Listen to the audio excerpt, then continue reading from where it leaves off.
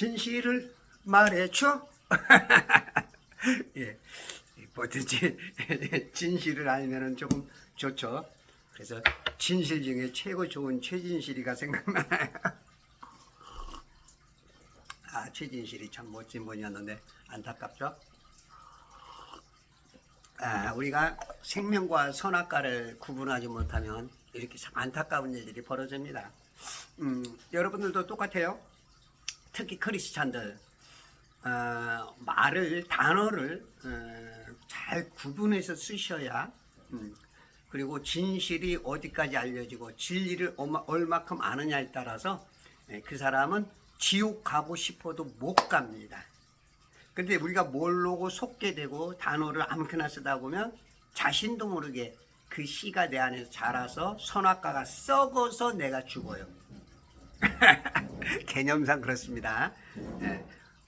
쉽게 말해서 예수 그리스도가 없으면 죽는 거고 예수 그리스도가 있으면 사는 건데, 그럼에도 불구하고 그것을 그냥 거기까지만 알면은 굉장히 위험하고, 많은 교인들이 교회를 다니고도 지옥에 갈 경향이 굉장히 농후합니다. 이 말은 굉장히 위험하기 때문에 여기까지만 멈추도록 하겠고요. 제 말의 의도를 알아듣는 분들은 금방 이해를 하실 겁니다. 그 말이 그런 것도 이해 안 되는 분들은 굉장히 벌써 거부감이 확 오죠. 마귀가 시키는 겁니다. 여러분들이 구원받지 못하도록 분나게 하죠. 더 이상 듣지 못하게 하죠. 왜냐하면 들으면 그 혼이 사니까. 그래서 여러분들을 자꾸 화나게 만들고 듣지 못하게 만드는 그런 것도 한번 조용히 생각해 보실 필요가 있고요. 또 제 말이 틀릴 수도 있기 때문에 저는 100%는 말하지 않습니다. 다만 성경의 진실을 바로 가르쳐주고 그것이 진리라는 부분까지 제가 보는 데까지 될 수 있으면 보게 해서 함께 우리 모두가 한 형제로 하늘에서 왔기 때문에 다시 돌아가야 되기 때문에 저는 이렇게 하는 거니까 너그럽게 이해해 주시면 고맙겠습니다. 자, 그러면 가인과 아벨의 배우자 며느리는 과연 어디서 구했는가? 아니 생각해봐라. 아담과 하와밖에 창조하지 않았는데 어디 그 여자가 있어 며느리를 구했겠느냐? 이제 IQ 200도 안 되는 우리 그 머리로서는 이제 또 그런 이제 궁금증과 또 이제 궁금증을 해결하지 못하니까 이제 막 세상에 돌아다니는 말 진화론을 짬뽕해서 그렇지 뭐 원숭이가 뭐 이렇게 빨리 이렇게 하면서 그 유인원 중에서 뭔가 얻었겠지 이제 이런지 막 섞어찌기가 또 시작되죠. 선악과가 그냥 막 돌아다니고, 야 진짜 누구 말대로 인류가 있기 전에 이미 뭔 우리 인간 같은 존재가 있었다. 비슷한 존재가 있었든지 우리 인간처럼 그런 존재가 있었다. 이제 뭐 별 얘기가 다 다니죠. 왜냐면 성경은 그걸 명쾌하게 얘기를 해주질 않으니까.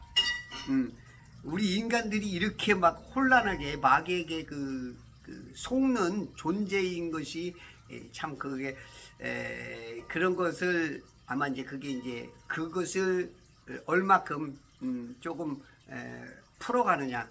하늘에서 우리 이 땅에 보내실 때, 우리 영들을 보내실 때는 그런 숙제를 네가 얼마큼 감당해서 오느냐. 아마 그런 아마 하나님의 크고 넓은 그 계획들이 있었으리라 봅니다. 자, 그러면 성경의 족보를 보면 성경의 족보는 다 남자들만 나와요. 남자들만. 아, 여자는 뭐야?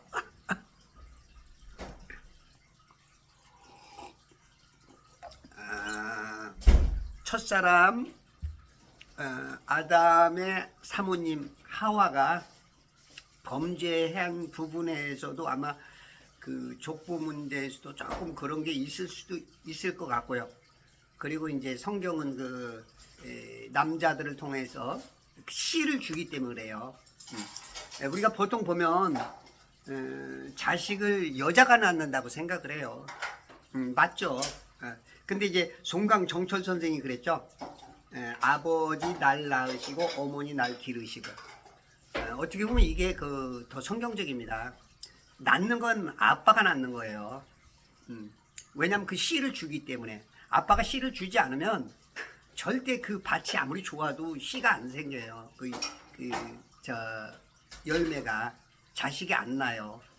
그래서 송강정철 선생님이 아마 굉장히 좀 영적이지 않았는가, 제 뇌피셜적으로. 그렇습니다. 그래서 실상은 저도 우리 애들 둘을 낳죠. 우리 정의 아들 둘째 샘물이. 제가 정의를 낳느라고 얼마나 고생했는지 몰라요. 우리 집 사람이 그러더라고요. 오빠, 내가 손만 잡고 잘 테니까 무서워하지 마. 그래서 난 또 그 말을 믿고 잤죠. 그랬더니 애가 둘이 생겼어. 그래서 내가 애들 둘 낳느라고 얼마나 힘들었는지 아세요? 예, 여러분들 진짜 왜 성경에는 가인과 아벨만 나오는데 여자가 어딨냐? 하와밖에 없는데. 자, 유대 학자들의 고민 중 하나가 또 이 문제였습니다. 그들은 희년사라는 요벨서에 보면, 요벨서는 창세기에서부터 출애굽기 14장까지의 그 주석서와 같은 책이에요. 주전 109년에서 106년 사이에 어떻게 정확한지 모르지만 어느 바리새인이 그 집필한 것으로 알려진 외경입니다. 외경은 정경이 아니기 때문에 참고하기만 하셔야 돼요. 셋째 주에 가인을 낳았고, 넷째 주에 아벨을 낳았고, 다섯째 주에 아반을 낳았고, 가인이 그 아반과 결혼을 했다는 것입니다. 제가 저번에 그랬죠.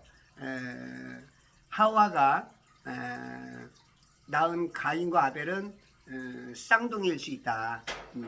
아마 여기 이 책이 만약에 맞다면 그것이 이제 맞아 들어가는 톱니바퀴가 되겠죠. 근데 이제 여기 뭐 다섯째 주에 또 아반을 낳았다니까 이건 조금 뭔가 또 그러니까 뭔가가 우리가 모르는 하나님의 어떤 것이 있겠죠. 그래서 이제 가인과 아반이 결혼을 했다. 이게 성경적일 겁니다. 성경적으로는. 셋도 역시 아담과 하와를 낳은 누이 아즈라를 맞아 결혼했다고 하는 것이 이제 요벨서의 내용입니다. 이게 정확할지 몰라도 그 창조 역사에 우리가 믿는다면 이것이 다른 어떤 증거보다도 좀 가까울 거예요. 야산서 1장 12절에 보면 아담이 그의 아내 이브를 알매 두 아들과 셋 딸을 낳았다고 합니다. 두 아들과 셋 딸을. 그 다음에 이제 이제 1장 12절 위에 이제 셋이 나오겠죠. 이제 가인이 아벨을 죽이니까 이 뱀의 씨는 살아있지만 여자의 씨가 반드시 그 역사를 하기 때문에 여자의 씨 셋을 보내야 되기 때문에 이제 옵니다. 그렇게 해서 이제 보면은 이 우리의 그 모든 인류의 자손은 아담과 하와를 통해서밖에 없습니다. 성도들은 이런 것이 정확하고 가까워야 이게 생명과가 되는 거예요. 자꾸 세상에 무슨 진화론을 믿고 그랬을 거라 추측하고 이것저것 짬뽕하고 이러게 되면 이 혼이 탁해져서 구원받기가 굉장히 어렵습니다. 교회 오래 다녀도 구원받을 수 없는 사람으로 바뀌어갑니다. 왜냐하면 선악과를 먹는 순간 너는 정령 죽으리라 죽기 때문에 그래요. 그래서 여러분들은 자꾸 생명과를 먹어야 됩니다. 이 말이 뭔 말인지 처음 듣는 사람은 잘 모르죠. 제 거 유튜브 10대 개만 찾아보시면 지금 한 100개가 한 150여 개가 이상이 올라와 있으니까요. 거기 찾아보시면 금방 깨닫습니다. 여러분들 제 거 많이 들으면요. 여러분들 지금까지 막 이 혼탁한 것들, 교회를 오래 다니셔도 구원관이 힘있던 사람들 그냥 저절로 돼버려요. 저절로. 진리가 너희를 자유케 하는. 그러니까 죄의 종, 마귀의 그 사슬에 매여 있던 삶에서 여러분들이 이제 자유가 오고 행복이 옵니다. 이스라엘이여 너는 행복자로다. 주님이 하신 말씀을 믿으시기 바랍니다.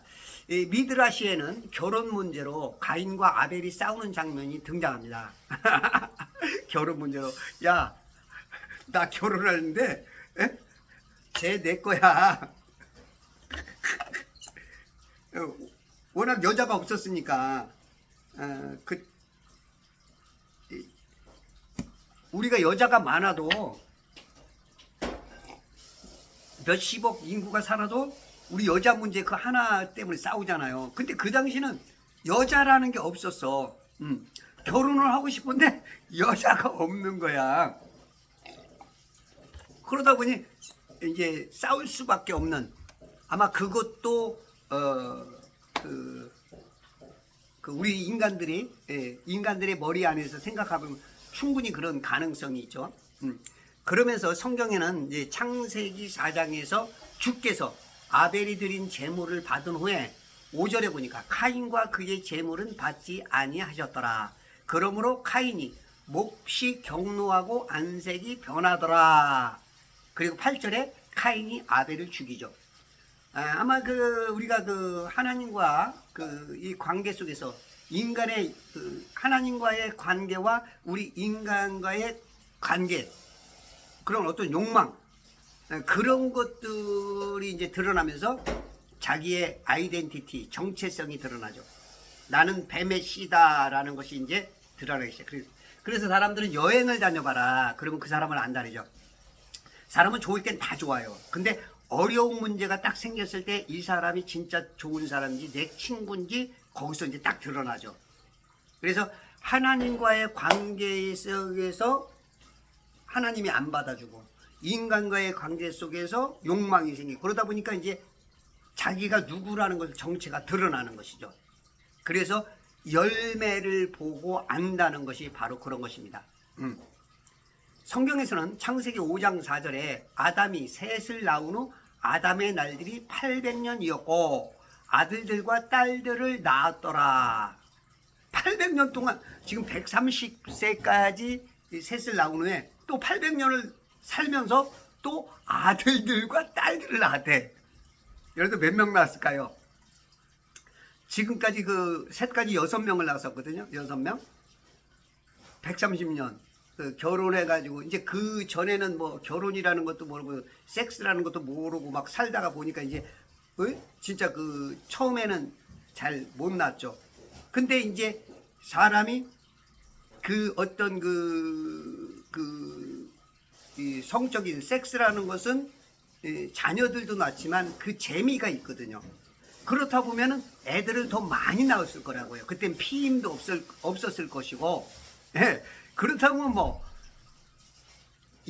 이건 뭐지, 그다음부터 기하급수적으로 늘어나는 거죠. 어마어마하게 이제 막 늘어나는 것이죠. 그것만 유치한다면 우리들이 다른 인류는 없어요. 하나님이 그렇게 바보 같은 분도 아니고요. 그래서 하나님이 또 이랬다 저랬다 하시는 분이 아니기 때문에 이 아담과 하와밖에 없습니다. 여러분들 오늘 정확하게 하시고 그 자손을 통해서 구원이 인류가 번성됐다는 거, 그거 외에는 다른 거 받아들이시면 안 됩니다. 76세까지 살면서 69명의 자녀를 출생한 발렌티나 바실리에프가 있어요. 이 사람은 러시아 여인인데요. 1707년에 태어나서 1782년 동안 어떻게 76세까지를 살면서 69명의 자녀를 출산했을까? 이것이 이제 기네스북에 오른 사람입니다. 그리고 이 사람의 임신, 보통 사람들은요, 임신 가능 시간이 약 40년이래요. 40년. 근데 27번의 임신 가운데 16번이 쌍둥이요. 7번이 새쌍둥이, 4번은 넷쌍둥이였기 때문에 그것이 가능했다는 것이죠. 뭐 10대 중반부터 출산했다 할지라도 그렇게 많이 나왔을까? 정말 의심스럽죠. 또 이제 전 세계에서 가장 오래 사는 사람 중에 2위라고 올라와 있는 중국의 이청훈이라는 분이 계세요. 한국 발음이죠. 이 사람은 250년을 살았다는데 출생 연도가 확실하지 않아요. 약간 이제 문제가 있고, 또 중국의 동북공정이나 역사를 속이는, 그리고 그 사람들이 팔자를 좋아하는 것을 통해서 이 팔의 역사를 이어나가는 거나 민족성의 우수성을 위해서 뻥이 좀 가미됐을 그러한 경향이 좀 있는데, 그것이 확실할지 모르지만 210cm의 거인으로서 이 사람은 약초를 공부를 많이 하셨고 몸을 단련했고 기공훈련과 산속에서 주로 살고 장수의 3가지 비결이 있대요. 채식을 했고 마음 관리를 했고 구기자차를 통해서 그렇게 많이 했대는데 무려 아내가 24명이었고 그 황제를 9명이 섬겼어요. 그리고 자손이 200명이 넘었다고 합니다. 자, 그렇게 따진다면 200 몇 년을 살면서 자녀가 200명이었다. 그러면 아담은 930세를 살면서 어마어마했겠죠. 어마어마했겠죠. 예, 그런 일들이 이제 우리가 이제 유추해 보면서 또 성경을 이렇게 봐가면서 우리들이 어느 정도 볼 수 있지만 세상에 어떤 지식 같은 게 그게 이제 들어오면 안 된다는 것을 제가 좀 얘기하는 거, 강조하는 겁니다. 그때 당시에는 이제 근친혼이 가능했죠. 왜냐하면 아니 아담과 하와밖에 없는데 거기서 나온 자식들로부터 시작해야 되니까 근친혼이 허락될 수밖에 없죠. 어느 시점까지는 하나님의 은혜가 거기까지 있었을 거예요. 그래서 근친혼을 통해서 근친혼이 있다 보면 일본의 근친혼자들이 많은 이유가 뭐죠? 일본 사람들은 전쟁이 많이 났기 때문에 남자들이 별로 없어요. 그래서 일본 여자들은 그 속옷을 안 입고 다니는 그런 풍습이 있었죠. 그래서 어떤 남자든지 그냥 이렇게 할 수 있는 그러다 보니까 그 근친혼이 있으면 이빨이나 그 어떤 그 병이 옵니다. 근데 인류가 번식하기까지는 아마 하나님께서 그런 은혜를 주셨을 거예요. 그러면서 이제 근친혼을 통해서 이제 그 유전자 문제를 일으키게 만드는 것이 언제부터냐? 홍수 후에 노아 자손들과 소돔과 고모라에서 탈출한 롯과 그 두 딸이 근친상간을 통해서 자손을 잇는 모습을 보면 아마 그렇지 않을까 싶죠. 애굽의 종살이를 마치고 독립한 이스라엘과 시내산에서 하나님과 사이에 이제 계약을 통해서 그때부터는 이제 근친혼을 해서는 안 된다는 하나님의 새로운 규정이 나옵니다. 그때부터는 이제 근친혼이 죄악이 되면서 유전자 문제가 오고 거기서 이제 이상한 자녀들이 자꾸 탄생하게 되죠. 그래서 근친혼을 이제 하면 안 되는 것이죠. 그래서 이 세상은 오직 하나님께서 모든 게 영계였지만 타락한 이 천사 루시퍼 그룹장과 타락한 천사들을 가두기 위해서 이 물과목 윗물과 아랫물 가운데 해달별이 있고 이 땅에 인류가 살게 만드는 이 물과목을 만들어서 요 하나만 만들었습니다. 다른 게 없어요. 뭐 외계인이 있더니 뭐 지구가 있더니 우주가 있더니 거짓말인데 요 안에 해달별이 있어요. 요 퍼머먼트 창공 안에 윗물 안에 그래서 우주니 지구니 자꾸 그러면 여러분들 선악과 그거 자꾸 먹으면 지옥 갈 가능성이 커집니다. 자꾸 그런 말 쓰시면 안 돼요. 자람은 입의 열매로 맺는 겁니다. 그래서 마태복음에서도 예수님이 그러죠. 그 열매를 맺은 것 따라서 불침례를 받아요. 불침례 지옥. 성령 침례를 받느냐 불침례를 받느냐에 따라서 죽어요. 그래서 여러분들이 뭐 불러 충만하게 하소서 그런 찬양도 굉장히 위험합니다. 그 문구를 가만히 보세요. 침례는 두 가지밖에 없어요. 불침례, 성령 침례. 성령 침례 예수 그리스도를 영접하는 순간 받는 거고 그것이 자꾸 못 받는 사람들은 자꾸 그 불침례 자꾸 속아요.